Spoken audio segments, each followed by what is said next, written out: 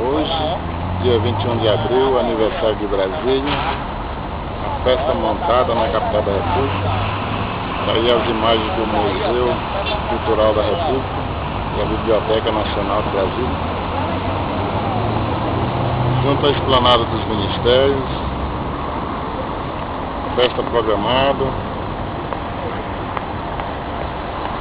com o sol brilhando hoje, a imagem do sol.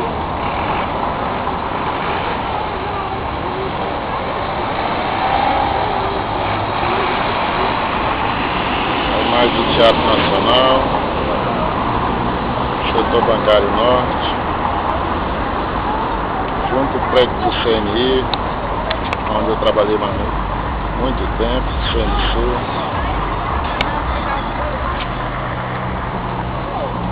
Rodoviária movimentada, Conjunto Nacional.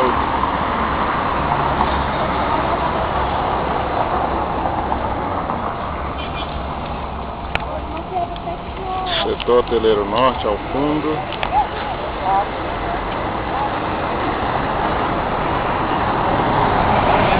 O busão passando.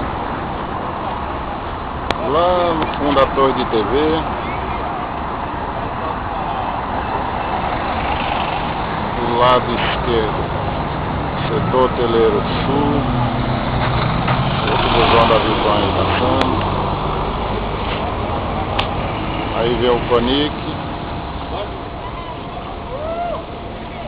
dando um giro aqui de 360 graus para mostrar tudo. Aí vem agora o Banco Central, BRB, e o setor bancário sul, que é o Banco do Brasil. E o BRB aqui é Edifício Seguradoras, Edifício Brasília, aliás.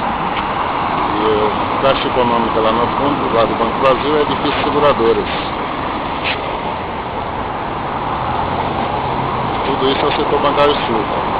Fica próximo da biblioteca e do Museu Cultural da República. Agora vamos ver a imagem da Catedral lá no fundo. Catedral de Brasília.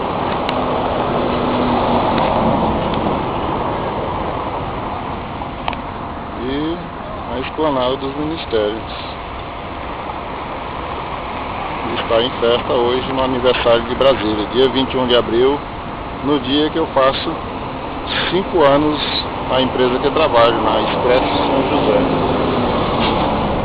Expresso São José é esse ônibus aqui que eu estou mostrando no final dessa matéria.